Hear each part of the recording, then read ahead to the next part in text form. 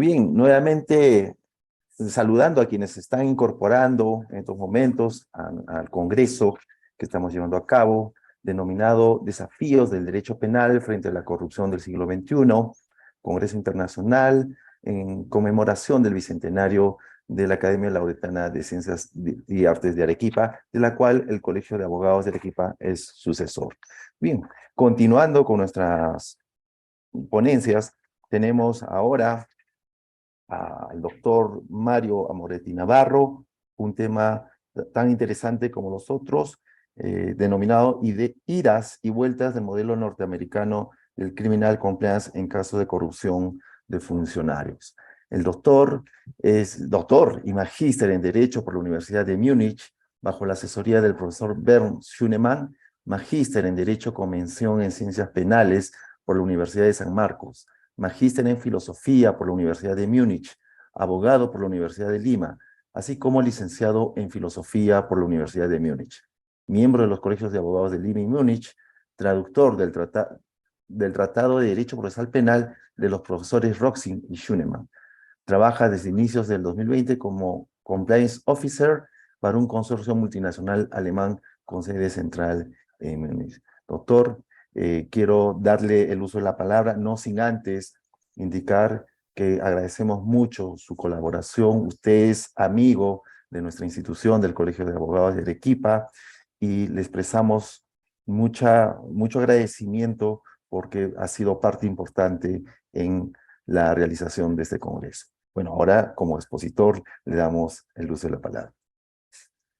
Muchas gracias, doctor Uriel Astete. En primer lugar, quiero agradecerle al señor decano y también al Colegio de Abogados de Arequipa y, por supuesto, a su persona, a usted, doctor Astete, porque sin usted, sin sus buenos oficios, este congreso no hubiese sido posible.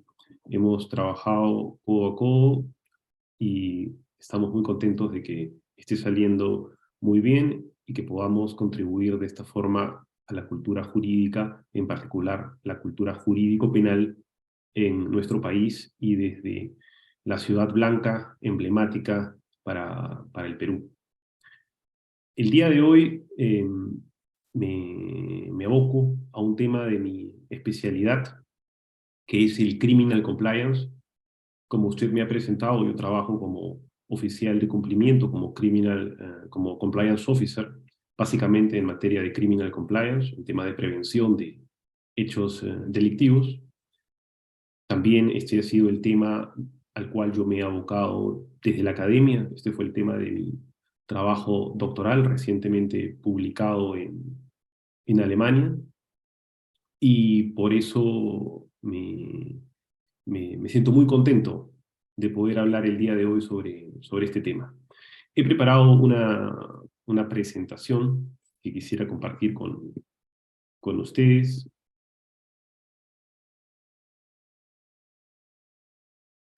Creo que ya se puede ver.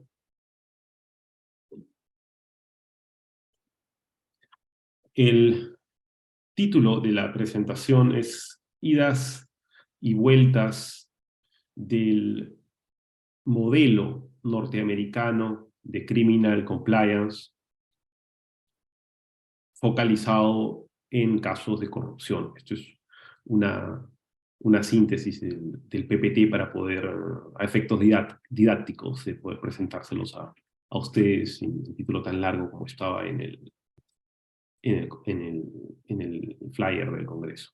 La agenda que tengo para ustedes el día de hoy, porque el tiempo apremia, solamente tenemos 30 minutos, de los cuales ya han corrido 2 minutos, y como apremia hay que hacer de esta necesidad una virtud, como dice una frase muy conocida en Alemania, y poder presentar lo más importante. Yo he decidido elegir esos 3 puntos básicamente. Primero, ¿a qué me refiero con idas y vueltas? Y acá voy a hacer una discreción de carácter filosófico jurídico, ya van a ver por qué lo digo.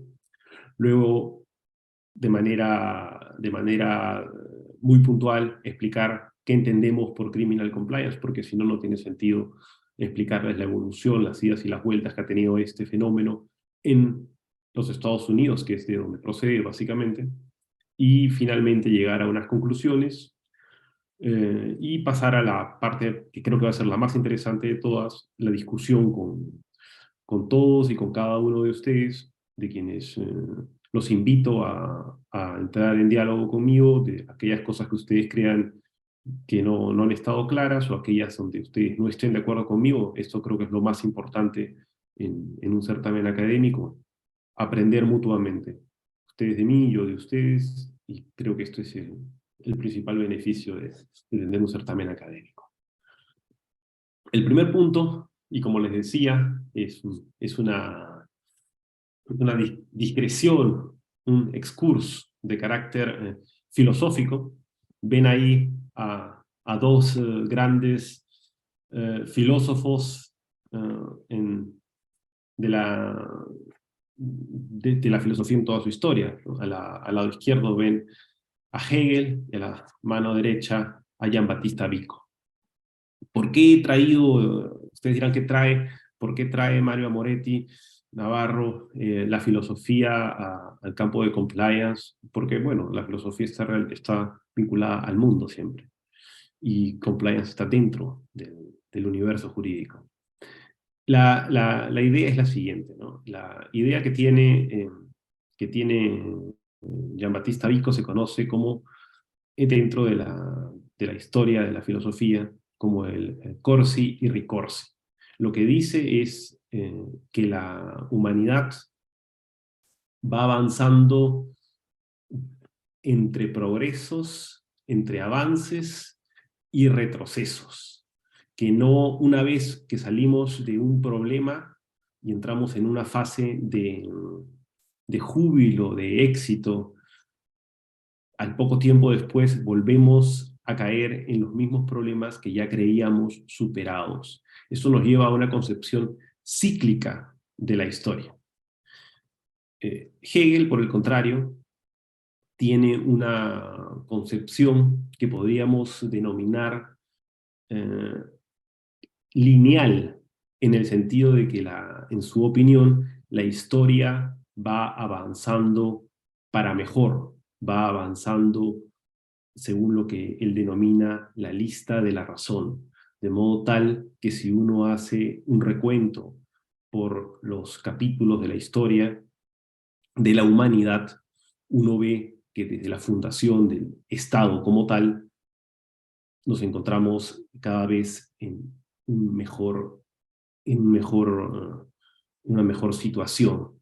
No solamente desde la perspectiva del espíritu, de las ideas, donde él podría compartir en cierta forma también la idea kantiana de que la historia camina para mejor, si es que nosotros seguimos lo que Kant denomina el imperativo categórico, sino para Hegel incluso esto es material. Si nosotros vemos al mundo con los ojos que tenemos, lo escuchamos con los oídos que tenemos, vemos que estamos mejor que hace 100, 200, 300 años. Por eso, como ustedes ven acá, la idea kantiana la leo, ¿no? Uno puede ver a la historia del género humano como la consecución de un oculto plan de la naturaleza. Y en el caso de Hegel, ve que este campo, desde el Oriente hasta llegar al cristianismo, hasta llegar a la constitución del Estado, se va a una evolución para bien. Y esta idea, ¿no? Esta idea de si la historia camina para bien siempre y va evolucionando, o nos encontramos eh, en una historia cíclica de idas y retrocesos, es lo que yo quiero tomar como premisa para evaluar la evolución del criminal compliance en los Estados Unidos. Pero antes de entrar a este pequeño recuento, porque evidentemente en el tiempo que tengo, cada vez más severo con esta exposición, no puedo explayarme mucho, pero sí tocar las partes más importantes. Pero primero quiero explicar qué entiendo yo por criminal compliance. Y acá yo creo que solamente se puede entender si es que dividimos el criminal compliance diversas partes, si los seccionamos. Porque el concepto general que todos tenemos de criminal compliance se, se limita a decirnos que tenemos que estar en conformidad con en principio con la legalidad. Podemos hablar de otro tipo también de normas, pero en principio a eso se restringe. Y esto puede ser criticado, de hecho se ha criticado en el ámbito de la doctrina con razón, como una verdad de perogrullo, porque cualquier persona que se aproxima a la teoría de las normas sabe que si existe una ley, la consecuencia es cumplirla, si no, no tendría sentido. Entonces, este no puede ser el único significado para poder explicar este fenómeno. Y es allí donde nosotros pasamos a presentar un concepto más elaborado del criminal compliance. El primer, el primer concepto que esto refleja de qué se trata en concreto compliance es que es un concepto de carácter organizativo, refleja medidas que adopta una empresa de carácter organizacional para poder precisamente encontrarse con esa conformidad, principalmente de carácter legal. Y estas medidas organizativas tienen distinto tipo de formas. Pueden ser las llamadas líneas de denuncia, un sistema de whistleblowing que fue explicado por mi colega Daniel Knecht el día jueves. También puede considerarse los nuevos instrumentos de tecnología que se utilizan en los softwares, que nosotros llamamos tools en compliance, para realizar ya sea auditorías, ya sea due diligence, y que fue explicado en cuanto a las nuevas tecnologías que se presentan por también mi colega Manuel Espinosa de los Monteros el día viernes. También existen otro tipo de medidas organizativas, como por ejemplo las llamadas murallas chinas, que sirven precisamente para hacer que determinada información que puede ser sensible para una persona, por razones de, de que ocupa un lugar muy preponderante en la empresa y que esa información puede ser sensible si es que toma conocimiento, se establecen determinadas medidas de organización para evitar que esta persona acceda a esta información en un determinado momento. Se bloquea la información. También otro tipo de medida organizativa, hay muchísimas, yo solamente creo que menciono dos más y con eso lo finalizo, pero ustedes se dan cuenta, ¿no?, de que compliance, más allá de esta idea, tiene un cuerpo a través de medidas organizativas.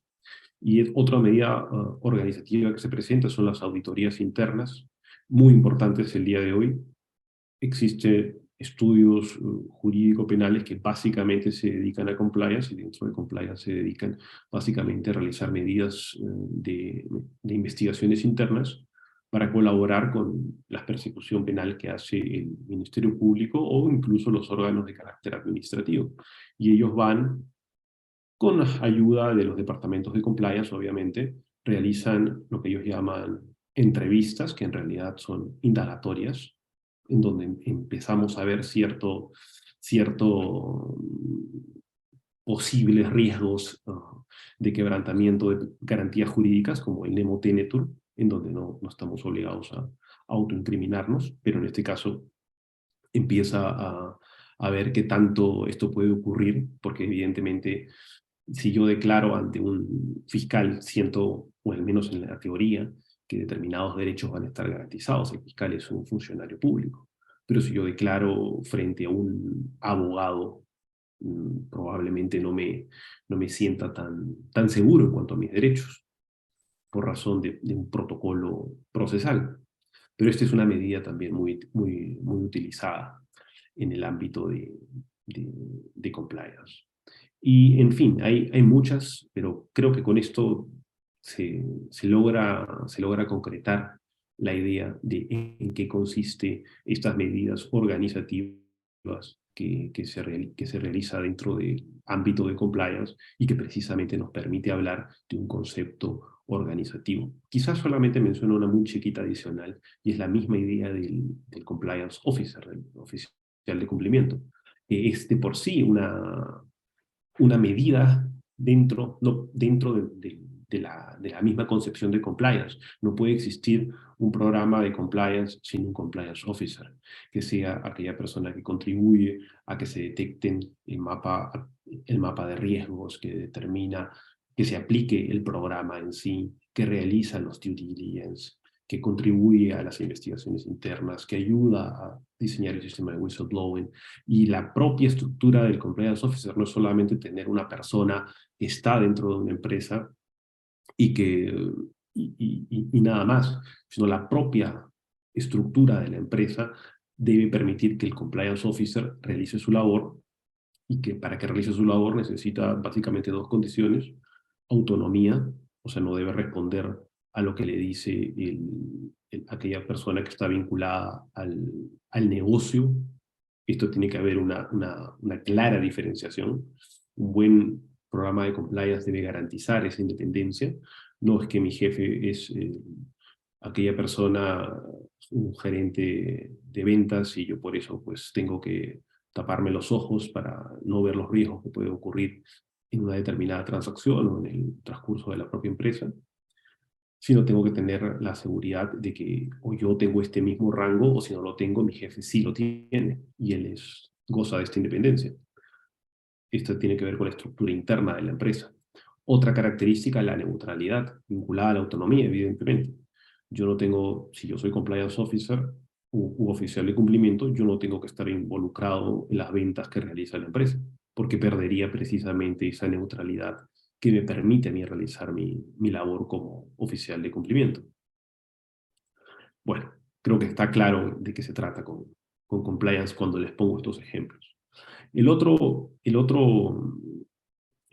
otros dos factores de este concepto, que en concreto es un concepto organizacional, son dos. El primero es la idea de la internacionalidad. Compliance es un concepto internacional. ¿Por qué? Porque ya el provincialismo de considerar que una empresa debe, porque estamos hablando siempre de empresas cuando hablamos de compliance, evidentemente, no se restringe a la legislación de un determinado país, sino las leyes de compliance tienen un carácter extraterritorial. Eh, Ahora voy a poner un par de ejemplos cuando hable de la evolución del caso de compliance en Norteamérica, pero para cualquier empresa transnacional que implemente un programa de compliance, sabe que tiene que responder a normas como la FCPA, las normas de corrupción de los Estados Unidos, a pesar que esta empresa tenga su sede de operaciones o su sede ejecutiva en el Perú, o las tenga en Sudáfrica, o las tenga en Francia, o acá en Alemania. Eso, ¿y por qué? Porque estas normas de compliance tienen, sobre todo las de compliance de carácter anticorrupción, pero también de carácter de lavado de activos, tienen un carácter extraterritorial, que permiten su aplicación fuera de las fronteras del propio país que las emite. Uno puede criticar esto, y de hecho se ha criticado. Algunos hablan de un intervencionismo, de un expansionismo por parte de estos países que dictan estas legislaciones, pero lo cierto es que sí, que existen y que sí se aplican. Eh, entonces, en tal sentido, esto es una de las características que tiene los programas de cumplimiento: no solamente remitirse a la conformidad de la legislación nacional, sino también de leyes internacionales que conforman en su amplitud un estándar, determinados estándares, normalmente altos, que las empresas tienen que cumplir. Y la segunda característica, para no extenderme en esto, es el caso de que se tiene que cumplir también no solamente con la legislación en sentido estricto, sino también con estándares de un comportamiento ético. Y esto afecta evidentemente la división también kantiana de moralidad y legalidad, tratando de que desde hace casi ya 200 años ha sido un paradigma en el derecho, pero lo cierto es que sí, que una empresa que actúa de manera no ética tiene problemas reputacionales y así la empresa desde la perspectiva legal esté realizando operaciones que podríamos llamar adecuadas o conformes a la legislación, si es que esta empresa actúa de manera que podríamos denominar no ética, podemos decir que su reputación se ve afectada, a pesar que cumpla con toda la legalidad.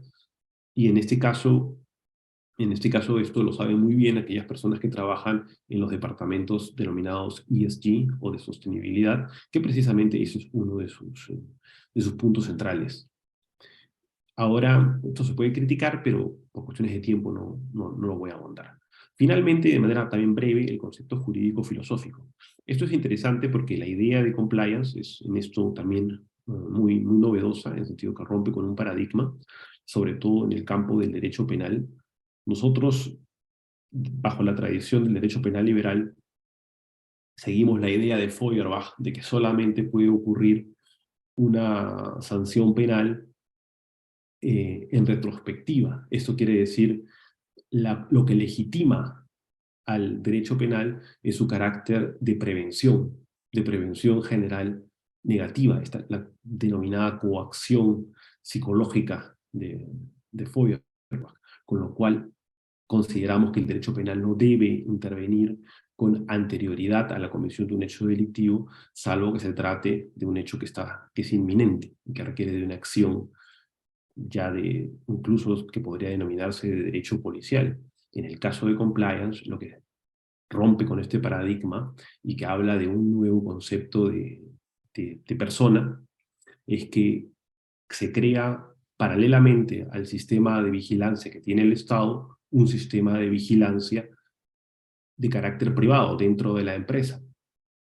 Y se considera ya no la premisa de Feuerbach de que en principio podemos considerar que hay una confianza en que el ciudadano se comporta conforme a derecho, sino que ocurre lo contrario. Se considera que el ciudadano no va a actuar conforme a derecho y por eso es que necesitamos un sistema de vigilancia privado que garantice su comportamiento y en todo caso su sanción. Esto es un paradigma totalmente diferente. Por eso, el profesor Schunemann, que va a hablar en breve, denomina este tipo de nuevo paradigma un paradigma de Stasi o de servicio de inteligencia por parte de un Estado semejante que utilizan muchas dictaduras. La Stasi era el servicio de inteligencia de la Alemania Oriental. Ahora, estos son los tres cambios o los tres conceptos que podemos analizar en la perspectiva del criminal compliance para poder entenderlo. Ahora el tiempo sigue siendo severo con la exposición y por eso tengo que correr con los siguientes puntos principales. En el caso de compliance, lo primero que hay que entender, y esto es, creo que no hay acá en esto discusión, es que primero que compliance nace en los Estados Unidos, esto es sin dudas, incluso nosotros venimos utilizando el anglicismo en lugar de hablar de cumplimiento. En segundo lugar, la idea madre de todo es la responsabilidad penal de la persona jurídica. Como conocen la mayoría de personas acá presentes, la idea central es, a través de compliance, lo que vamos a hacer es evitar que una empresa sea sancionada o, si es que es sancionada, que ella sea sancionada de una manera más benevolente, ¿sabes? O excluir la sanción, o en todo caso vamos a, vamos a aplicarla de un modo menos severo. Y esta idea, que ya de manera interesante ha sido discutida por ponentes el día de hoy, la responsabilidad penal de la persona jurídica, primero por el colega André Sota y luego por el colega Alfredo Alpaca. No la vamos a tocar o a discutir esto, las discusiones han sido muy interesantes, pero sí vamos a hacer solamente mención, ¿no?, de que esto por primera vez ocurre eh, en la idea de poder sancionar a la persona jurídica es una idea antiquísima, pero en la práctica de los últimos años, la primera vez que se sanciona a la persona jurídica es en el sistema anglosajón, en los Estados Unidos, en el año 1909. Anteriormente, en los Estados Unidos mismos, también se consideraba que la persona jurídica, a la empresa, no se podía sancionar.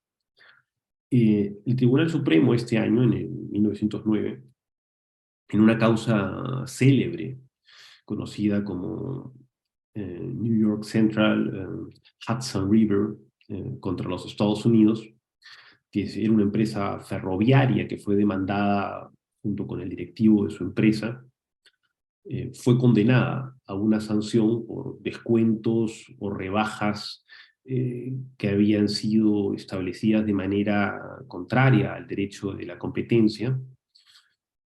Y por este hecho, el Tribunal Supremo de los Estados Unidos sostuvo que debido a la conducta delictiva del empleado individual de la empresa, se podía procesar penalmente y sancionar penalmente a la propia persona jurídica y que esto era de carácter constitucional.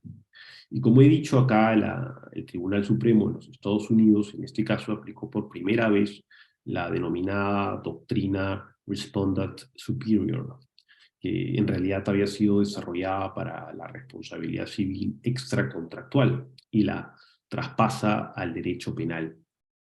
Esta doctrina de Respondeat Superior establece una responsabilidad que conocemos en el derecho europeo continental como una responsabilidad vicarial.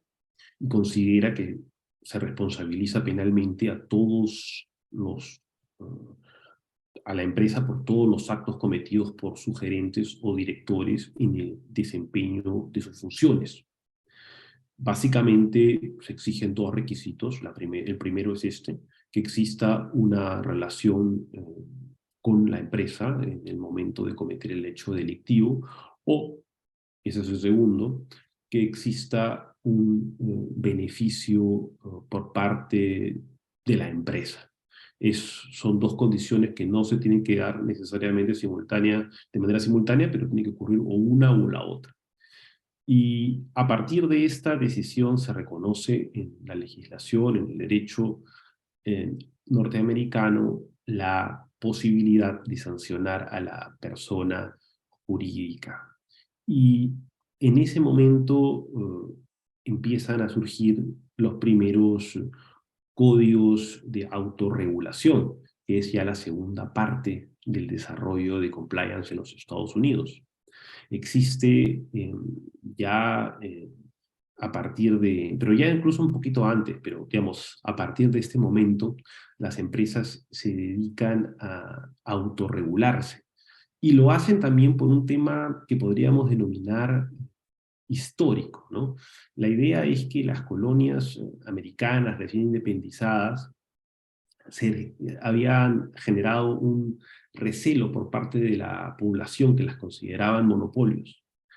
Y lo que hacen las empresas es tratar de generar confianza en la población bajo la idea de decir el Estado no es el más adecuado para regularnos, sino nosotros nos podemos regular a nosotras mismas porque conocemos los riesgos que podemos generar a la población y de esa manera podemos evitar cualquier tipo de problema que se pueda generar. Esa, digamos, es la idea de la autorregulación.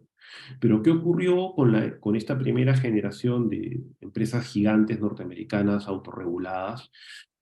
Bueno, ocurrió lo que probablemente todos ustedes pueden intuir o conocer, y es que existieron un número muy grande de acuerdos de cárteles en distintos tipos de rubros, desde el whisky hasta el carbón y ferrocarriles.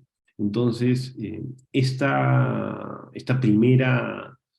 primer intento de autorregulación fracasada se va a ver con la famosa Gran Depresión de 1929 de la Bolsa de los Estados Unidos, con el llamado crash, ¿no?, de Wall Street, y va a generar que por primera vez se establezca la SEC, que se podría traducir como la Comisión de Mercado de Valores de los Estados Unidos, en el año 33 primero, con una ley que luego se va a complementar con una segunda ley de valores del año 34.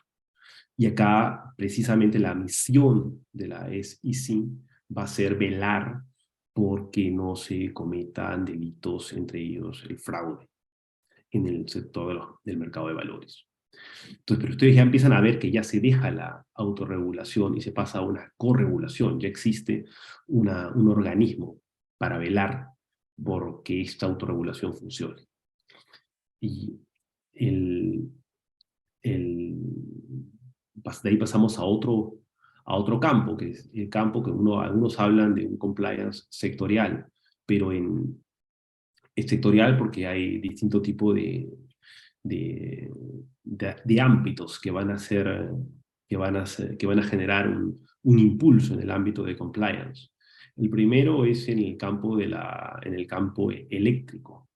Va a haber en los años 60 del siglo pasado, nuevamente, diversos consorcios, grupos empresariales de los Estados Unidos vinculados al ámbito eléctrico, General Electric, Allis-Chalmers, diversas empresas muy conocidas en los Estados Unidos, que empiezan a fijar precios entre ellas, a hacer acuerdos que afectan a la libre competencia, se reparten el mercado, en fin, y van a ser objeto de un procesamiento. En ese caso, la empresa General Electric es muy famosa, porque lo que va a hacer es, por primera vez en la historia de compliance, va a decir yo debo ser o no debo ser sancionada porque tengo un programa de cumplimiento, tengo determinadas medidas para evitar. Y esta oposición que presenta la empresa General Electric no tuvo éxito en realidad, fracasa, y sí, termina siendo sancionada, ni siquiera le rebajan la sanción, pero es un hecho histórico porque por primera vez se presenta la posibilidad de,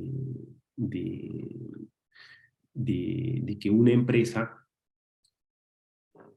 presente su programa de cumplimiento como una posibilidad para que reduzcan o le eliminen lo excluyan de la sanción. Luego, la, el siguiente caso, el siguiente caso que tenemos es el caso de las FCPA.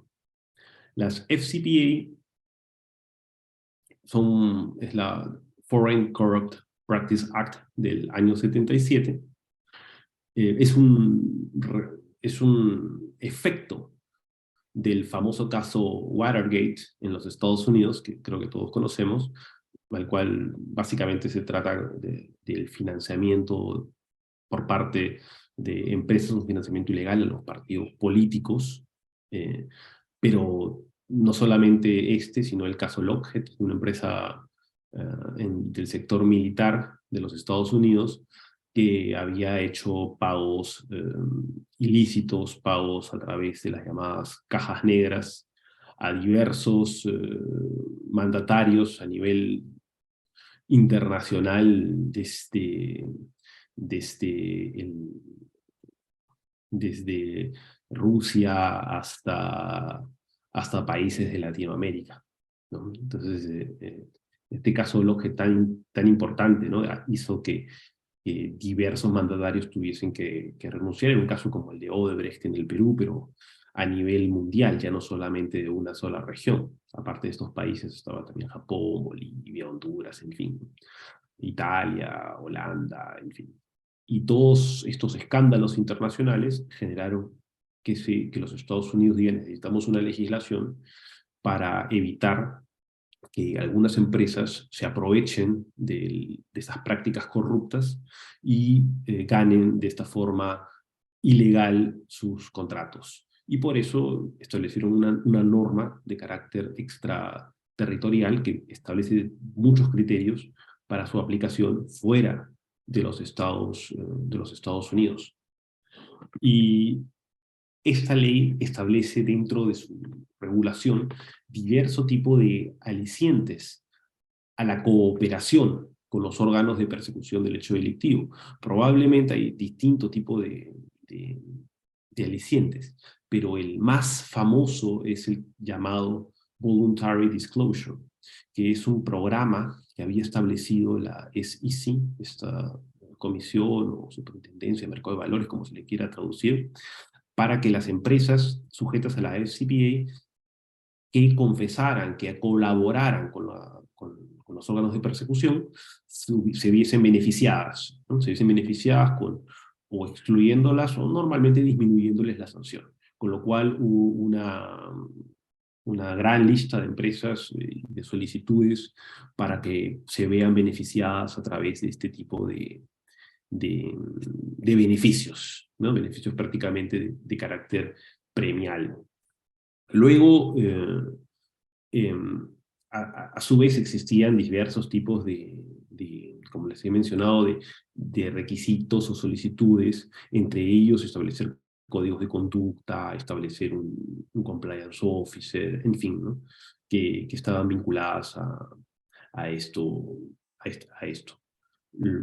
Luego esto se va a desarrollar también en los Estados Unidos a través de distintas normas. Yo creo que voy a mencionar solamente las últimas que tengo acá por cuestiones del tiempo, para dar paso también a preguntas, pero están en algo que se conoce como benchmark compliance, benchmark porque estableció un mercado de hacer comparado por parte de las empresas, y está en las llamadas guidelines o US Federal Sentencing Guidelines, muy conocidas en los años 90, donde se incluye un capítulo especialmente para las empresas, donde siguen estableciendo criterios para que se puedan valorar programas de cumplimiento a efectos de disminuir o excluir la pena.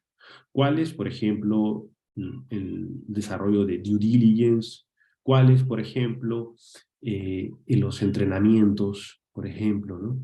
El mismo hecho de el involucramiento por parte del board, o sea, de la alta dirección dentro del programa de cumplimiento, sirve también para considerar que existe un buen programa de compliance. Y así sucesivamente, distinto tipo de motivos para que una empresa establezca un programa de cumplimiento con determinados criterios. Obviamente ninguno es mandatorio, pero de todas maneras sirve para este desarrollo. Luego, dentro de este lazo, de este paso ya para terminar prácticamente esta parte, la llamada Sarbanes-Oxley Act, SOX, del año 2002, que surge, el año es muy importante porque surge después de los escándalos de Enron, de WorldCom, etcétera, casos de los cuales podemos conversar en la parte de la discusión, básicamente estableciendo nuevamente reiterando la alta importancia en un programa de cumplimiento en el ámbito del management, y también estableciendo responsabilidades para aquellas empresas que trabajan en la auditoría. Luego hay un caso famoso, pero acá lo voy a decir muy chiquito, muy resumido, que es el caso Kermark.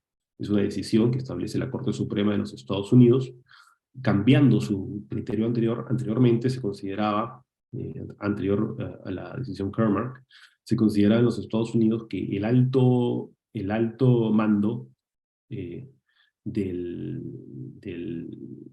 veo al profesor Schunemann ya conectado, veo al alto mando de al alto mando de solamente se involucraban si es que existían ya anteriormente las denominadas red flags. A partir de esta decisión del Kermark, se considera de que el alto mando tiene que haberse involucrado desde un inicio en el caso de compliance. O sea, esto es, no hay que esperar a que haya red flags, sino desde un inicio tiene que estar la alta dirección, el board, involucrado en la estructuración de los programas de compliance. Finalmente, el DOJ Principles son manuales que establece lo que sería el Departamento de Justicia norteamericano, o lo que es el Departamento de Justicia norteamericano, que es la Fiscalía de los Estados Unidos, estableciendo criterios, ¿no? Criterios como entrenamientos, como las auditorías, en fin. Pero ahora yo quiero pasar, ya para terminar y dar paso a las preguntas y luego a la intervención del profesor Schunemann, es a dos criterios, ¿no? El primero es lo que se denomina compliance criminalizada o criminalized compliance. Y es en el sentido a lo que yo me refería con este cambio de paradigma de Feuerbach, de dejar la idea de la libertad del ser humano y empezar a utilizar determinado tipo de tecnologías, de software y tools que pueden, sí, en cierta forma ayudar a prevenir hechos delictivos, pero que por otro lado dejan criterios como el de confiar en que el ciudadano se comporta de acuerdo a derecho de lado y empiezan a realizar a ciudadanos comunes y corrientes, como ustedes y como yo, screenings para saber si estas personas tienen antecedentes, si no tienen antecedentes, si tienen lo que se llama bad news, etc., ¿no? También otro ejemplo de la compliance criminalizada es que aquellas personas que fueron fiscales o que ocuparon cargos altos en entidades de derecho administrativo sancionador, ahora son Chief Compliance Officers o son Compliance Officers, trabajan en departamentos de compliance. Esto es, personas que anteriormente estuvieron en la persecución del delito, son incorporadas a la empresa para ahora poder establecer medidas de vigilancia en contra de sus socios empresariales, incluso de sus propios trabajadores. Entonces esto nos lleva a nosotros a la pregunta de una compliance que ya empieza a tener un efecto criminalizante. Y luego ahora el último punto es un efecto que podemos llamar como compliance games, que es una mezcla de lo que ocurre en los Estados Unidos, que primero, por un lado, el foco, eso lo dije al inicio, es la responsabilidad penal de la persona jurídica, olvidándose o dejándose de lado, ese es el efecto, la responsabilidad penal del sujeto, del hombre de carne y hueso, que tiene la capacidad de acción y la capacidad de culpabilidad desde todo punto de vista de derecho penal tradicional, y se concentra en la entelequia, en la idea de la persona jurídica, y esto nos lleva a que veamos que existen escándalos tras escándalos, pese a que existan compliance o no. El mejor ejemplo de esto es la crisis financiera del año 2007, donde vimos que el mundo tambaleó, pero no hubo ni un solo funcionario de mando alto que haya sido sancionado penalmente.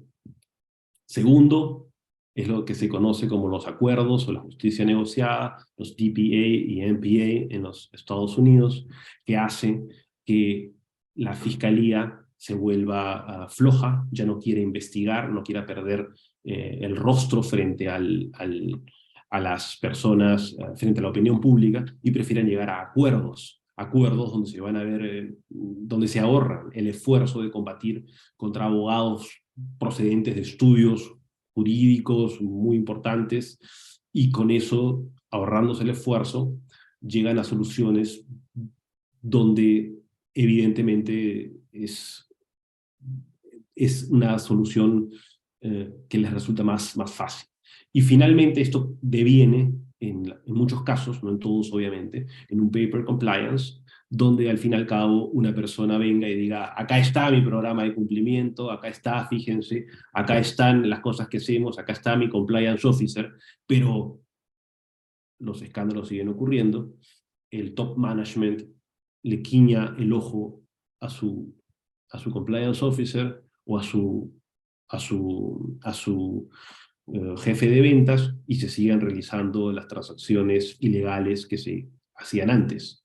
Y este es el paper compliance que es parte de una troika que ocurre en el sistema norteamericano, o que deviene del sistema norteamericano en muchas ocasiones, no digo que siempre, pero en muchas ocasiones, y es algo eh, que termina ocupando un lugar negativo para el propio sistema de justicia penal y para la propia idea de compliance.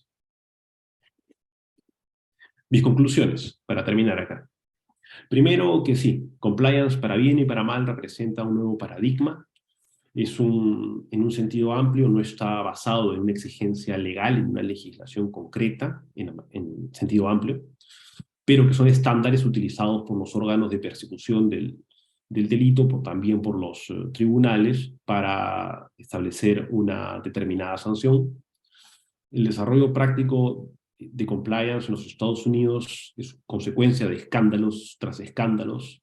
El caso más reciente en Alemania ya no es el caso de Volkswagen, de VW, sino es el caso de Wirecard, donde se sigue ocurriendo escándalo tras escándalo. Y el tercero, y la última conclusión, la cuarta, es que el reto termina por ser evitar un compliance de papel, un paper compliance, un compliance cosmético, y construir una verdadera, un verdadero compliance que parta no de la responsabilidad penal de la persona jurídica, sino de la responsabilidad penal del individuo.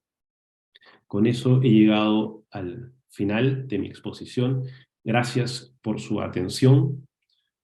No sé si hay tiempo para las preguntas porque ya tenemos al profesor Schünemann, pero en todo caso podemos conversar en la mesa redonda. Muchas gracias a ustedes. Usted tiene la palabra, doctora Stete. Muchas gracias, doctor. Tenemos algunos minutos todavía. De repente, alguna pregunta brevemente al doctor Mario Moretti Navarro, por parte de la audiencia, o dejando su pregunta en el chat. Había una que dejaron hace rato, y que, dada la experiencia que tiene el modelo norteamericano, por supuesto Perú tiene otra realidad. ¿Qué factores, qué elementos hacen difícil o obstaculizar la aplicación acá en el Perú, dada su realidad? Sí, yo creo que el problema que existe en compliance, no solamente en Perú, obviamente en Perú puede que exista mayores dificultades porque existe una cultura difícil de erradicar en cuanto al tema de la corrupción. Esto lo sabe toda persona que trabaja en el sector de compliance. Y bueno, yo creo que incluso el ciudadano de a pie tiene este tipo de intuición, que sabe que hay más corrupción en países como la región latinoamericana, como países como Europa del Este, países como los de África o Oriente Medio, que en otro tipo de países con mejor cultura respecto a este problema, que no es que no lo existe, pero no está tan expandida. Pero yo creo que eso es un reto adicional que tenemos nosotros los latinoamericanos. Pero el principal problema de compliance es que se presenta en nuestro sistema desde una perspectiva no crítica. No existen voces que digan tenemos que criticar este instituto, sino se acepta tal cual es, bajo estas tres formas que yo he presentado: responsabilidad penal de la persona jurídica, acuerdos, DPA, MPA, que son acuerdos en el proceso, o sea, no se va a un proceso en su dimensión tradicional, y tercero, se queda solamente en lo que es el paper compliance, y de esta forma olvidamos que la dogmática penal tradicional centra la responsabilidad penal en el individuo, en el sujeto, en el top management, en aquella persona de carne y hueso que sí puede delinquir. Hay una frase de un norteamericano que dice, ¿no?, que la persona jurídica no tiene alma que reprochar, no tiene un cuerpo que golpear. Y precisamente creo que esta idea es la principal, es decir, hay que concentrarnos en el top management, hay que concentrarnos en las personas que toman las decisiones, que tienen capacidad de acción y de culpabilidad, y de esa forma podemos encontrar un mejor programa, una mejor cultura de compliance. Ok, muchas gracias, doctor Mario Amoretti, por su participación en este congreso. Creo que hay una pregunta, doctor Astete, no sé si es chiquita o ya no hay tiempo. A ver, hay dos preguntas. A ver, brevemente, doctor Gilmar, ¿cómo está? Sí, No se le ¿cómo escucha. está? ¿Ahora se me escucha? Sí, sí. Ya. Muchas gracias. Felicitar a Mario por tan brillante exposición, demostrando, digamos, todo el conocimiento que tiene sobre el tema. Muy rápido. eh, Creo que va a quedar para la mesa redonda, pero en realidad aquí mi pregunta es, hay muchas voces que dicen que, y bueno, y es cierto, ¿no?, que el derecho penal tradicional o la teoría del delito tradicional no alcanza para poder hacer un desarrollo de la responsabilidad penal de las personas jurídicas en la actualidad.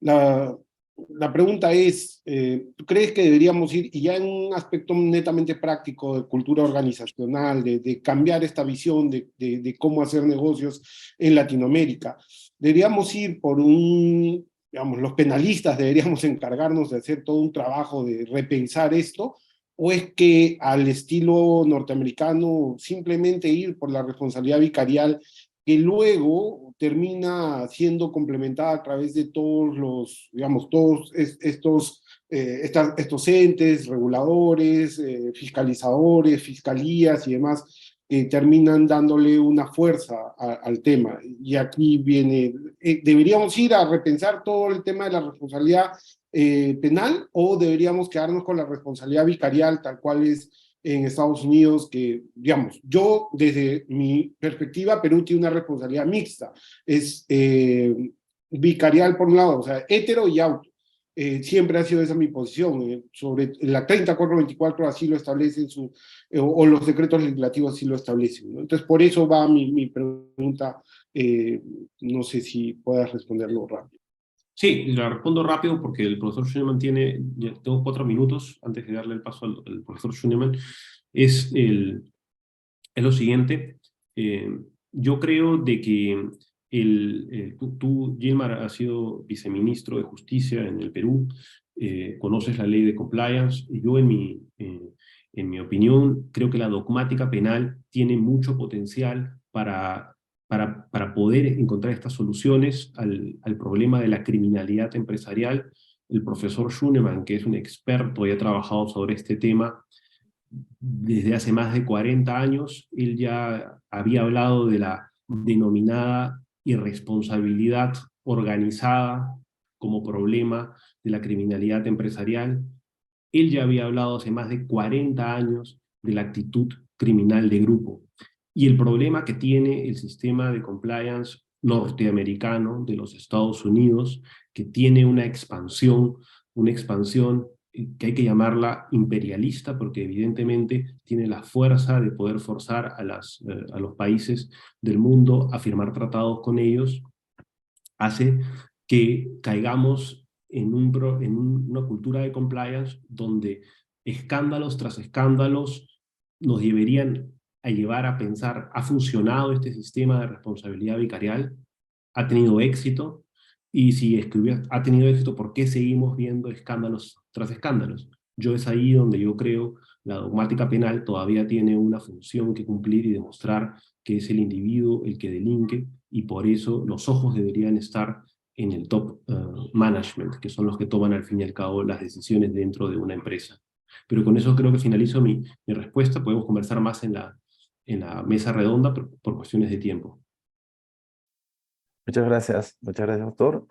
Bien, quedamos con usted. También le invitamos a la mesa redonda al finalizar la sesión de hoy. Bien. Creo que la doctora Mariana Sájar tenía una pregunta también, de repente si la contesto en un minuto y A ver, pasamos. doctora Sájer, buenos días por acá. Sí, ahora estoy, me escuchan, ¿no? Sí. Bueno, no quiero interrumpir la conferencia del profesor Schunemann, lo saludo también, y también a Mario Moretti. Quería felicitarlo realmente a Mario, a Moretti. Estoy admirada de las cosas que está logrando con este congreso, también organizado obviamente por el Colegio de Abogados de Arequipa, pero mi pregunta va también a su, digamos, doble participación en este tema de compliance, que es en la práctica, o sea, siendo compliance officer, y en la teoría, con su libro de 1080 páginas. ¿Cómo se puede escribir en alemán 1080 páginas? Y eso lo quiero destacar porque yo no sé si allá se entiende el valor de esta cuestión, y además de traducir el libro de Roxane Schunemann de Derecho Procesal Penal, que eso también es impresionante. Pero digamos que me refiero a estas dos cuestiones de ser compliance officer, y me interesaría en la mesa redonda a lo mejor que nos cuentes un poco más algo de esta práctica, de esta tarea práctica del compliance officer, si es que se puede decir algo sobre esta cuestión. Digamos que esa sería mi pregunta, pero no actual ahora para contestármela en este segundo. Bueno, muchas gracias. Muy brevemente, en 20 segundos, muchas gracias, Mariana, te agradezco mucho por tus generosas palabras. Yo solamente en 10 segundos, yo soy compliance officer, pero creo que la idea de compliance no es mala, creo que el modelo de compliance es equivocado si se sigue la idea de la responsabilidad penal de la persona jurídica. Yo creo en la idea del monitor o curador de compliance, que es una idea que en realidad yo retomo de las ideas del profesor Schunemann, que él plantea la curatela empresarial ya desde los años 90, y creo que esto se puede complementar con compliance. Pero lo dejo para la mesa redonda, si hay interés, y le doy la palabra al doctor Astete para que presente al profesor Schunemann, porque estamos ya con el tiempo. Muchas gracias. Muy bien, muchas gracias. Bueno, llegó la conferencia